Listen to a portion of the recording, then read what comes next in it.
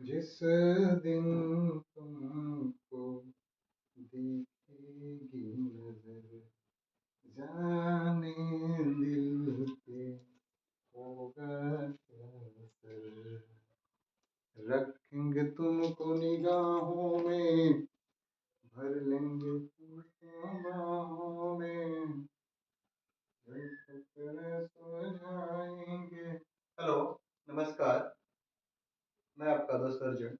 आज हम लोग पढ़ेंगे जैन धर्म के बारे में। जैन धर्म, जीन अर्थात विजेता, संस्थापक ऋषभ देव और इसके वास्तविक संस्थापक महावीर स्वामी को माना जाता है, जिनके बचपन का नाम वर्तमान। इसमें कुल 24 तीर्थंकर, जैन धर्म में कुल 24 तीर्थंकर हुए। इन 24 तीर्थंकरों में से कुछ प्रमुख तीर्थंकरों के नाम हमने अंकित किया है और उनके जो प्रतीक चिन्ह है उनको अंकित किया है। प्रथम ऋषभ देव अर्थात इन्हें आदिनाथ भी कहा जाता है। प्रतीक चिन्ह ऋषभ। द्वितीय अजीतनाथ, प्रतीक चिन्ह हाथी। तृतीय संभवनाथ, प्रतीक चिन्ह घोड़ा। 22वें अरिष्टनोमी, जिसका प्रतीक चिन्ह शंख। 23वें पार्श्वनाथ, प्रतीक चिन्ह सर्पफण।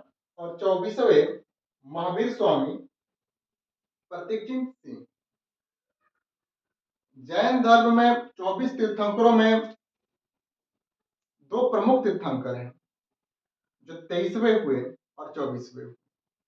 23वें तीर्थंकर जो पार्श्वनाथ, जिनका प्रतीक चिन्ह सर्पफण है, उनके बारे में कुछ पहले जाने।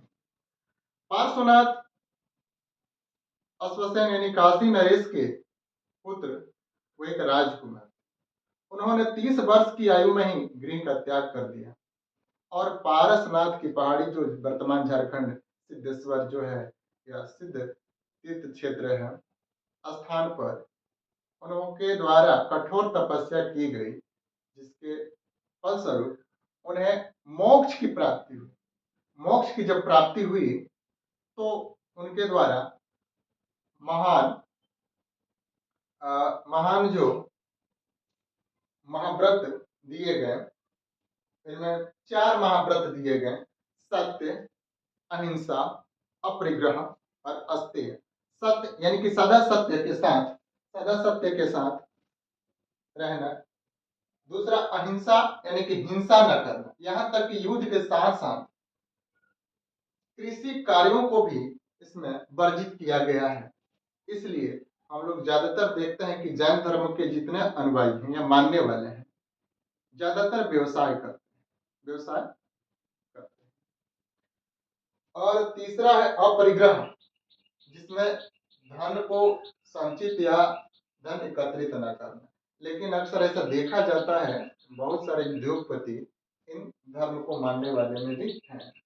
अस्तेय, अस्तेय मतलब चोरी न करना, पाप इत्यादि सारी चीज। 4 महाव्रत पार्श्वनाथ द्वारा दिए गए और 5वां महाव्रत महावीर स्वामी के द्वारा जोड़ा गया, जो ब्रह्मचर्य था। पहले से ही तो इतना कठोर था और एक 5वां महाव्रत और भी ब्रह्मचर्य को जोड़ दिया गया और भी इसे जटिल बना दिया गया। हालांकि पार्श्वनाथ के द्वारा जैन अनुयायियों को शरीर के ऊपरी हिस्से और नीचे या बीच के हिस्से को ढकने का या वस्त्र पहनने का ये था, अधिकार था, या उन्हें पहनते थे। लेकिन इसके वास्तविक संस्थापक जैन धर्म के महावीर स्वामी जब आए तो उन्होंने पूर्ण रूप से वस्त्र का त्याग बता दिया और वस्त्र त्याग कर दिए। महावीर स्वामी का जन्म 540 ईसा वर्ष पूर्व वैशाली के कुंड ग्राम में हुआ। पिता सिद्धार्थ, जो एक क्षत्रिय गात्रिक कुल के कबीले के राजा थे, और माता त्रिशला राजा चेटक की बहन थी। राजा वही चेटक, वही जो चेलना उनकी बेटी थी, और उनका विवाह बिंबिसार के साथ हुआ था, और उन दोनों से ही प्राप्त अजात शत्रु या कुंडी। पत्नी यशोदा पुत्री प्रियदर्शना, दामाद जमाली। जमाली महावीर स्वामी के प्रथम शिष्य भी थे। गृह त्याग की बात करेंगे तो 30 वर्ष की आयु में महावीर स्वामी ने गृह का त्याग कर दिया। जो वर्धमान थे या महावीर स्वामी थे, नंदी वर्मन से आज्ञा लेकर के गृह का त्याग कर लिया। और ये जुम्बिक ग्राम जमुई रिजुपालिका नदी यानी कि क्यूल नदी, वर्तमान क्यूल नदी, साल वृक्ष या वट वृक्ष के नीचे 12 वर्षों तक बैठ करके तपस्या की, तब इन्हें सर्वोच्च ज्ञान केवल्य की प्राप्ति हुई। सर्वोच्च ज्ञान केवल्य की प्राप्ति हुई। उस समय लगभग इनकी उम्र 42 वर्ष की हो चुकी थी। तब से उन्हें अरहत, जीन, निर्ग्रंथ कहा जाने लगा। अरहत का मतलब होता है पूज्य, और निर्ग्रंथ का मतलब होता है बंधनों को तोड़ने वाले, जीन का मतलब विजेता कहे जाने लगे।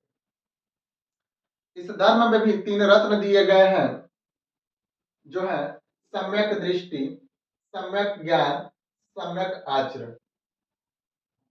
इन्होंने अपना पहला उपदेश राजगीर में ही दिया था, और इनके प्रथम शिष्या चंपा नरेश दधी वाहन की पुत्री चंदना या चंदन बाला थी।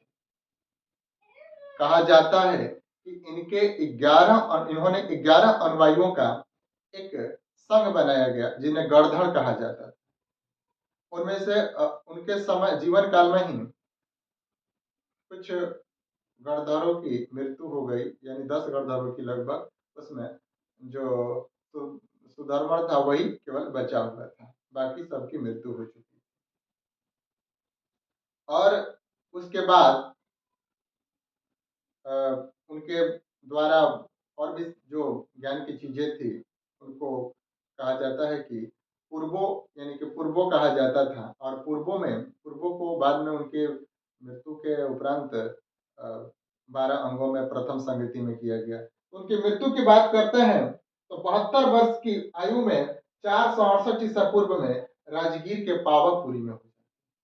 मृत्यु के उपरांत यानी कि मृत्यु के बाद उस समय जो 2 शिष्य थे, एक भद्रबाहु एक स्थूलभद्र, तो उसमें ये समय था 300 ईसा पूर्व की, जब चंद्रगुप्त मौर्य का शासन काल था। हालांकि चंद्रगुप्त मौर्य ने भी जैन धर्म को ग्रहण कर लिया और जैन मुनियों के साथ चले गए। जब अकाल पड़ा उत्तर भारत मगध साम्राज्य में 12 वर्षों का जब भीषण अकाल पड़ा, तो ये दक्षिण भारत की तरफ चले गए। कुछ जैन धर्म के लोग या जैन मुनि कुछ चले गए दक्षिण भारत की तरफ में, उन्हीं के साथ में ये चले गए। और इनके द्वारा वहीं पे यानी चंद्रगुप्त मौर्य के द्वारा कर्नाटक के श्रवण बेलगोला में संलेखना विधि से देहवासन या मृत्यु को स्वीकार किया था। संलेखना विधि वही विधि है जिसमें अपना मृत्यु के कुछ समय पहले से ही जो अन्न और जल है उसका त्याग कर दिया जाता है। जैन मुनि इस पर कुछ प्रकार की विवादित चीजें भी हुई थी। जो कम उम्र के कोई बालक या बालिका जैन धर्म को ग्रहण करके संलेखना विधि से अपना देहवासन या अपनी मृत्यु को प्राप्त करना चाहती थी, इस पर कोर्ट के द्वारा अन्य सारी चीजें हुई थी। इनमें बहुत सारे जैन मुनि हैं जो अभी भी संलेखना विधि से अपने को मृत्यु के हवाले या देहवासन यानी कि मृत्यु को प्राप्त करते हैं। तो जब कुछ समय बीता तो वहां से जो जैन मुनि कुछ गए थे मगध साम्राज्य से दक्षिण भारत के तरफ में या उत्तर भारत से, तो जब आए तो उन्होंने देखा कि यहाँ के जो जैन मुनि या जैन अनुयायी हैं वो श्वेत वस्त्र को धारण कर रहे हैं। जब दक्षिण जैनियों ने देखा तो कहा कि ये तो गलत चीज है, वस्त्र धारण की कोई बातें नहीं की गई है। यानी कि वो लोग किसी भी तरह का बदलाव नहीं चाहते थे और इन लोगों ने अपना बदलाव कर लिया। तो प्रथम संगति पाटलिपुत्र में स्थूलभद्र के द्वारा बुलाई जाती है। और उसी संगति में दोनों धर्म यानी कि दो सॉरी धर्म नहीं, दो संप्रदाय बट जाते हैं, एक श्वेतांबर और दूसरा दिगंबर। जो दक्षिणी जैन धर्मावलंबी हैं, जो जैन धर्मावलंबी हैं, वो दिगंबर कहलाने लगे और उन्होंने बहिष्कार कर दिया प्रथम संगीति को, जो स्थूलभद्र के द्वारा जो पाटलिपुत्र में आयोजित था 300 ईसा वर्ष पूर्व।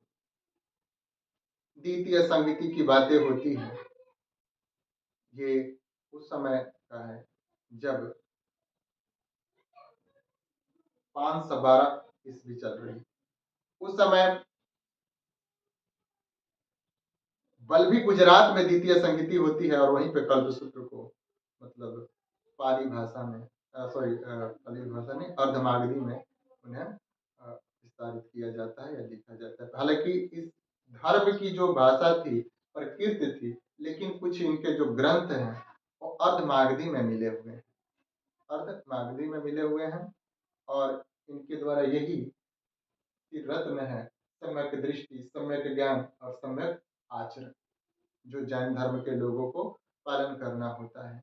जैन धर्म को उतनी विख्याति तो नहीं मिली, लेकिन सबसे ज्यादा विख्याति या प्रख्याति जी कहा जाए, सबसे ज्यादा प्रसिद्धि जब मिली तो महावीर स्वामी को ही के समय या में मिली। इसलिए इन्हें वास्तविक संस्थापक महावीर स्वामी को ही माना जाता है।